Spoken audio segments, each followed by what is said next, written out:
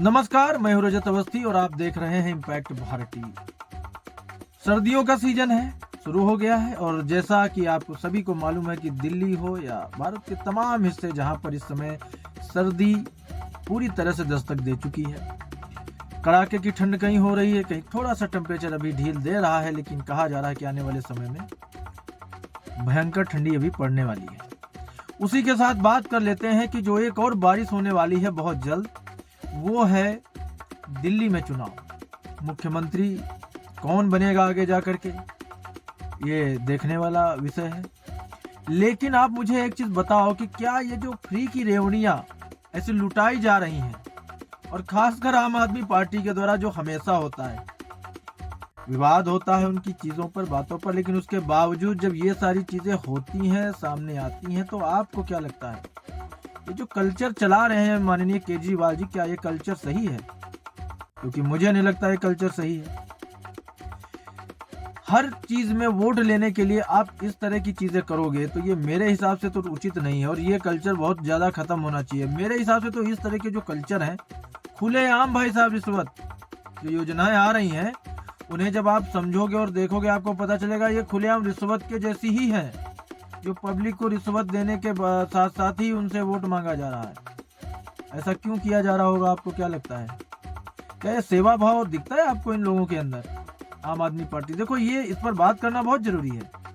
बहुत सारे लोग नहीं करेंगे क्योंकि उनकी अपनी सीमाएं हैं, बोलते हैं भाई, वो एक न्यूज कोई बोलता है न्यूज एंकर, हम पत्रकार हैं, हम तो निष्पक्ष हमें बात करनी चाहिए, तो हम भी तो निष्पक्ष बात कर रहे हैं।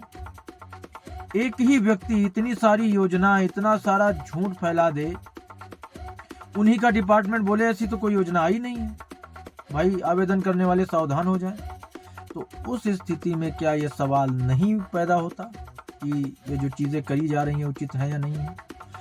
अब इस पर थोड़ा सा हम आपको पहले के वादों पर आपको थोड़ा सा फोकस आपको करना चाहिए और समझना चाहिए कि पहले कैसे वादे किए गए थे। तो आप पहले के वादे देखिए ना, कूड़े का ढेर साफ हो जाएगा, गायब हो जाएगा, यमुना में इतनी सफाई आ जाएगी कि हर कोई इसमें डुबकी लगाएगा।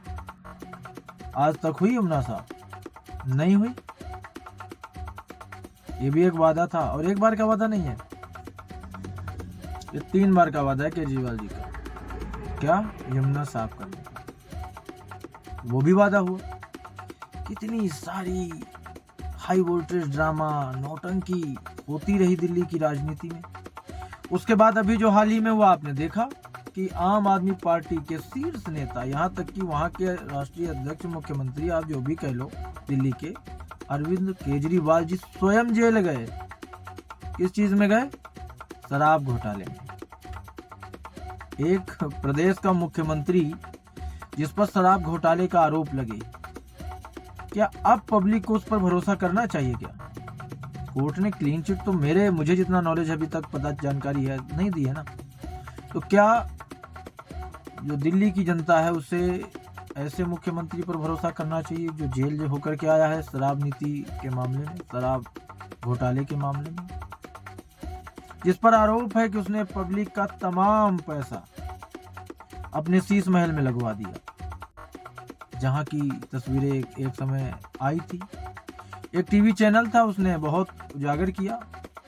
टाइम्स नाउ भारत ने इसको पूरा स्टिंग करके दिखाया था कि वहां पे कैसे कमोड लगे हैं, कैसे दरवाजे हैं, कैसे पर्दे हैं, सारा कुछ दिखाया था। उसके बाद उस चैनल की एक पत्रकार, महिला पत्रकार थी जो पंजाब में थी, और उसे वहां की सरकार ने बहुत परेशान किया, और उस चैनल पर दबाव बनवाया गया कि भाई ये जो स्टोरी चल रही है ये बंद कर दी जाए। क्या ऐसी पार्टी पर आम जनता को आंख बंद करके भरोसा है? क्या दिल्ली की जनता बार बार क्यों ऐसी पार्टी को चुन के लाती थी? ये आगे ला सकती है। डिबेट बहुत सारी चल रही है, लेकिन कोई भी फैक्ट पर बात तो करेगा नहीं। तो ये एक क्वेश्चन आता है कि भाई एक पार्टी का मुख्यमंत्री, देश की राजधानी का मुख्यमंत्री, उस पर इतना गंभीर आरोप लगा, इतने गंभीर मामले में वो जेल गया, उसके बाद भी वो अपने आप को कट्टर ईमानदार बोल सकता है क्या? या फिर ड्रामा भी हुआ। ड्रामा ये हुआ कि उन्होंने अपनी कुर्सी छोड़ी। अरे जब आपको मालूम है कि कुछ दिन बाद चुनाव होने वाला है, आपने कुर्सी छोड़ भी दी तो क्या बड़ा काम कर दिया आपने, लेकिन छोड़ी गई कुर्सी। उन्होंने कहा जनता दोबारा चुन के लाएगी तब कुर्सी पे बैठेंगे, तो जब दोबारा बैठना है कुर्सी पे तो छोड़ी क्यों? और अगर छोड़ी है तो जब तक आपको क्लीन चिट ना मिल जाए आप ना बैठे। जिन्हें मुख्यमंत्री बनाया उन्होंने कहा एक कुर्सी छोड़ के कि ये कुर्सी उनकी है, इस पर वो ही बैठेंगे। उन्होंने साइड में कुर्सी डाल के बैठ के काम करने लगी। इतनी ड्रामेबाजी क्यों? केवल सत्ता पाने के लिए। बोला गया कि दुनिया का सबसे टॉप मैनेजमेंट स्कूल्स का, पढ़ाई लिखाई का, वो दिल्ली में कर दिया गया है। क्या ये पूरी तरह सच है? क्या दिल्ली में उन स्कूलों में पढ़ने वाले बच्चों को सही शिक्षा मिल रही है? या ये ऐलान कर देना कि 60 साल से ऊपर के लोगों को हम पूरा मुफ्त इलाज कराएंगे, लेकिन क्या वाकई में कराएंगे या बाकी योजनाओं की तरह भूल जाएंगे? और उसमें भी बाद में बोल देंगे तो केंद्र सरकार ने नहीं करने दिया। विवाद आपके होते हैं करने, केंद्र सरकार नहीं देती है। बिगाड़ो आप सब कुछ और बोलो भाई मोदी ने कर दिया है, तो क्या ये जायज है? ये बड़ा विषय है, इस पर चर्चा करनी जरूरी थी क्योंकि दिल्ली में चुनाव आ रहे हैं। अब क्योंकि सत्ता में आप पार्टी रही है तो बात उसी की करी जाएगी। हम कुछ सिलेक्टिव खबर नहीं कर रहे हैं, लेकिन बात तो उसी की जाएगी। तो क्या ये सारी चीजें आपके अनुसार जायज हैं? क्या मुझे पूछना था, आप लोगों से समझना था ये सारी बातें। तो इसी के साथ मैंने अपना ये नया शो शुरू किया है, तो आपको ये जानकारी भी दे देता हूँ। तो पहले वैसे मैं करता था, तो दरजत अवस्थी शो में आप सभी का स्वागत है। मैं थोड़ा लेट बोल रहा हूँ, लेकिन आप देख रहे हैं इम्पैक्ट भारत टीवी। अब हम इसी तरह से चर्चा किया करेंगे किसी न किसी विषय पे, उस विषय पे जिस पे आपको जानकारी मिलना जरूरी है। तो इस पर चर्चा भी होगी और बात भी होगी। तो रोज शाम 6 बजे से 9 बजे के बीच मैं आपसे मिलूंगा। इम्पैक्ट भारत टीवी पर मिलूंगा आपसे मैं रोज 6 बजे शाम को। और अगर आप YouTube पर देखेंगे तो मैं 6 बजे से 9 बजे के बीच में मेरा एपिसोड आपको मिलेगा। मैं बात करूंगा आपसे इन तमाम मुद्दों पर। तो आप बताइए कि आज का जो ये विषय है, क्या ये नहीं उठना चाहिए? लोग कितना नॉर्मल सब चीजें हो जाती हैं लोगों के लिए। क्या ये विषय उठना नहीं चाहिए कि एक सरकार जिसने लगातार 3 बार सत्ता में रह करके तमाम वादे किए, एक छोटा सा वादा ले लो, यमुना की सफाई आज तक नहीं हुई। क्या ये छोटा सा वादा 15 सालों में पूरा नहीं हुआ? अब वो कह रहे हैं प्रचार के दौरान केजरीवाल की मुझे और 5 साल दीजिए। क्या जनता को भरोसा करना चाहिए? नहीं करना चाहिए? तो ये भी अपनी आपकी मर्जी है, आप करो या ना करो, लेकिन थोड़ा समझ बूझ कर, ध्यान दे करके, देख करके करो। आप 5 साल के लिए किसी के हाथों में अपना सब कुछ दे रहे हो। आप ये समझ के चलो उसका एक निर्णय आपके जीवन में बहुत बड़ी तकलीफ भी ला सकता है, बहुत बड़ा बदलाव भी कर सकता है, बहुत बड़ा विकास भी कर सकता है। लोग नहीं समझते हैं ये सारी चीजें ना। उनको है कि आज चुनाव है, आज चुनाव हो गया, काम खत्म हो गया। लेकिन क्या ये सिर्फ एक चुनाव की बात होती है? इन 5 सालों का इम्पैक्ट आपके ऊपर लाइफ टाइम पड़ सकता है, क्योंकि जो टाइम निकल गया वो लौट के कहाँ आने वाला है? नहीं आएगा वो। तो ये सारी तमाम चीजें समझनी है और उसके बाद वोट करना है। पार्टियां हैं वो तो अपना फायदा देखेंगी ही, अपने लिए वोट मांगेंगी ही। आपको समझना है वोट किसको करना है, वो तो अलग विषय हो गया। लेकिन फिर मैं हमेशा बोलता हूँ, पिछले चुनाव के समय भी मैंने कहा था जब महाराष्ट्र में चुनाव थे, और आज भी मैं यही बोलूंगा कि आप वोट करो तो आप राष्ट्र हित को ध्यान में रख के वोट करो।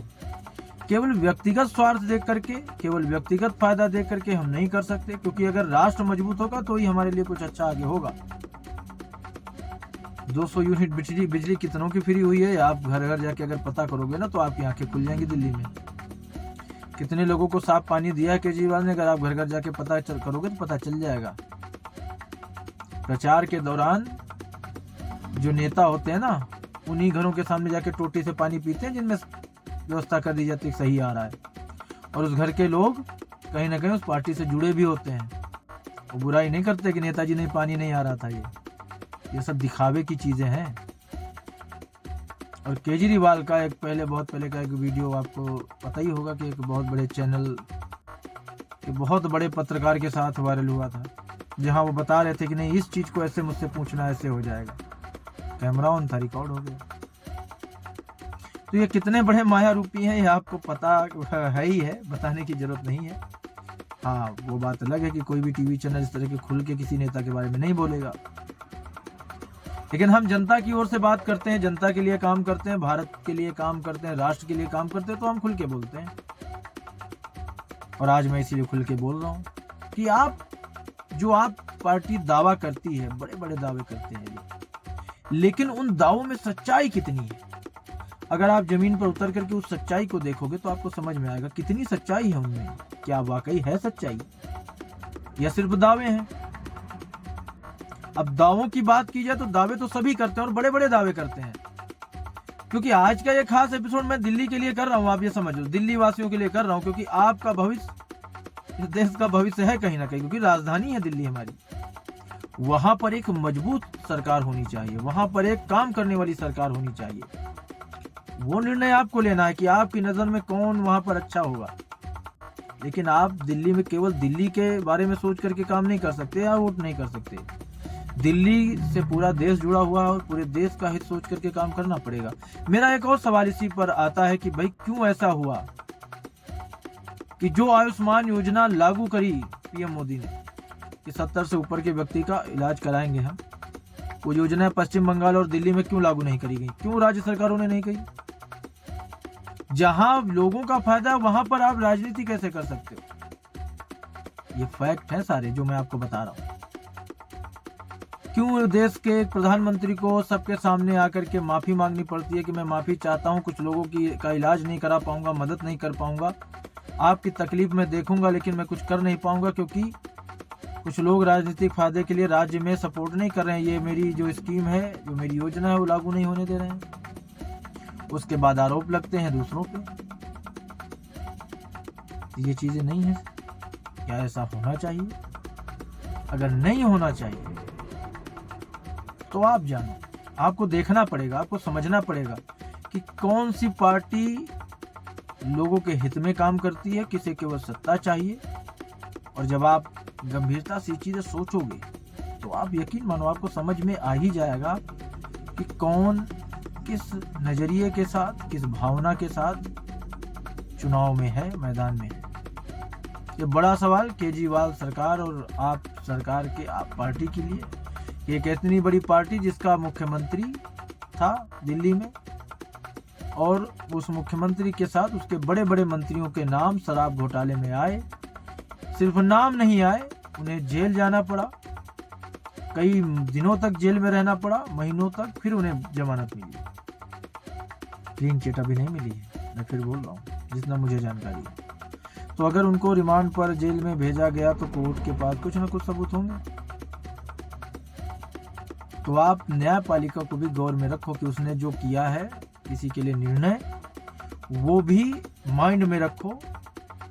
कौन कौन से लोग किन किन मामलों में आए हैं, सामने जेल गए हैं, वो चीजें ध्यान रखो। किसने कितने वादे पूरे किए हैं, कितने वादे अधूरे पड़े हैं, वो ध्यान में रखो। उसके बाद आप वोट करो। तो आज की ये जो चर्चा थी मेरी आपसे, वो दिल्ली चुनाव को लेकर के थी। मिलते हैं कल एक और बड़ी चर्चा के साथ, आपके साथ मैं हाजिर रहूंगा। तब तक आप देखते रहिए इम्पैक्ट भारत टीवी।